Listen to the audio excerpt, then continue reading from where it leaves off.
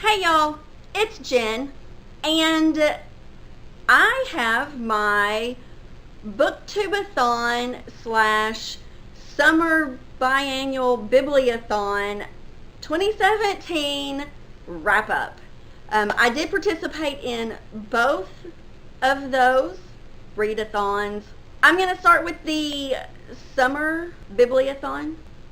Since I participated in both of these, I tried to combine all 14 of the challenges between the two different readathons. And I will say I did not do too bad. Let's just go through the books that I read, and I will tell you which challenges that they were applied to.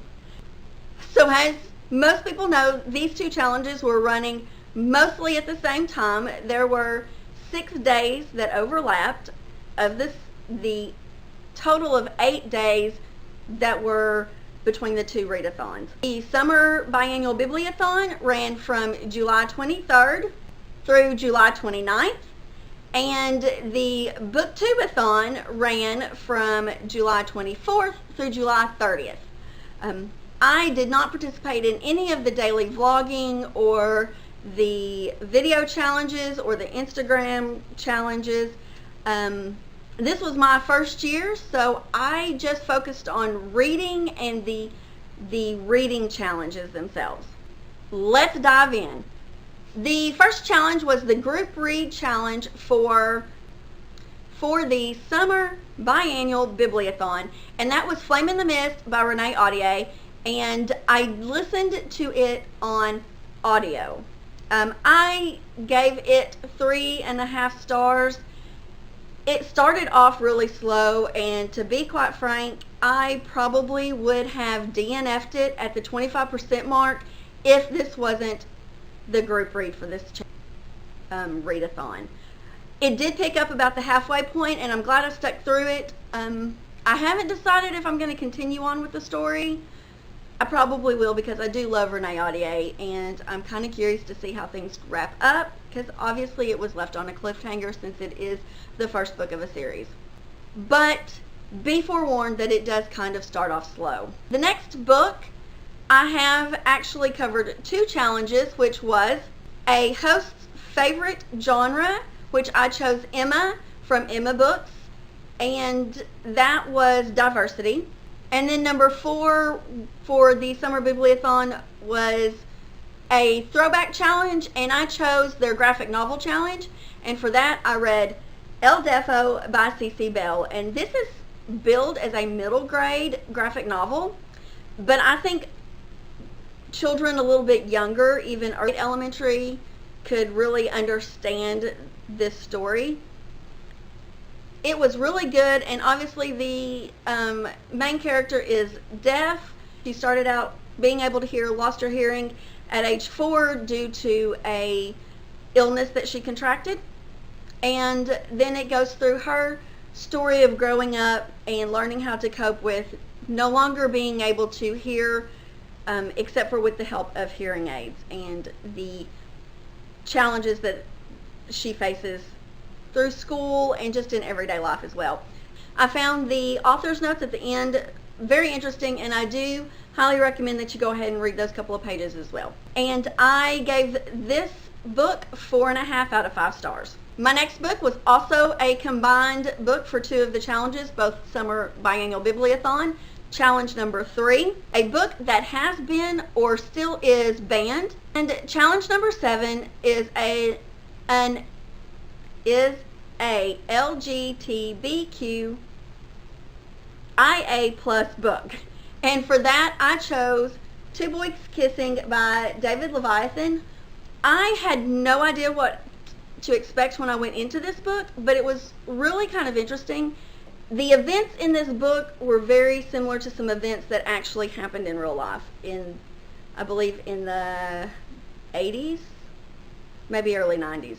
But they did actually take place, but the story that follows, other than the specific event, is completely fictionalized. I did have kind of a hard time getting into this book because of the way it's narrated. That kind of threw me off a little bit. It took, like I said, it took me a little while to get into it, probably about 25 pages. And then once I realized what was going on with the narration, it made perfect sense, and it was no trouble for me to follow along at that point. I gave this one 4.5 out of 5 stars.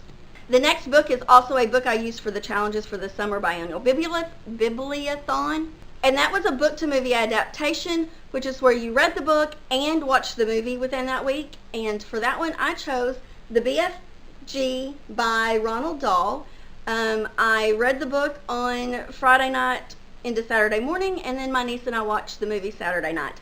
It was really cute. I really liked it, and I thought it had a lot of good things to say about the way you treat people. I did have a little bit of problems with a couple of the concepts in here. I didn't find that they were really accurate, and they probably should have been based on the type of book this is and the lessons that it's trying to teach. I did enjoy the movie as well, and I would have given it probably 4 out of 5 stars, but it deviates from the book a lot. I liked the way they made the changes to the movie, though it didn't distract from the storyline or anything, so it was still very well done. I gave this book 4 out of 5 stars also. So that completes 6 out of the 7 of the challenges for the summer biannual Bibliothon. The 7th challenge that I did not complete was a book that you have seen somewhere other than on Booktube, and for that I read Words in Deep Blue by Kath Crowley. However, I did not get it completed until about 3 o'clock in the morning, Monday morning, which was July 31st. So in good faith, I can't count it, but it's an honorable mention, so there's that. For the biannual Bibliothon, I only officially completed 3 of those challenges. Those 3 challenges were all completed by the same book, and those were challenge number 2, read a hyped book, challenge number 3, finish a book in 1 day, and challenge number 5, read a book completely outdoors. And for that, I read Down Among the Sticks and Bones by Seanan McGuire, and I really enjoyed this. I took it outside. I took my niece to the park. She didn't like that park. We were there for 2 minutes, and she was convinced she got stung by a wasp. Did not want to stay at that park, so we went to a different park.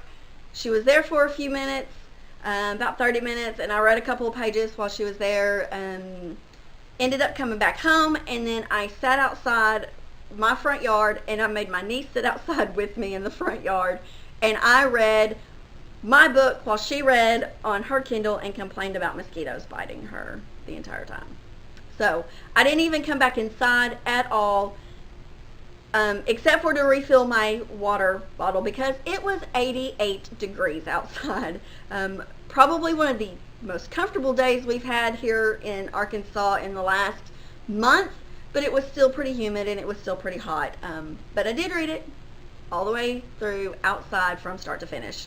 And this book followed Jack and Jill that we are first introduced to in the first book in this series, Every Hearted Doorway.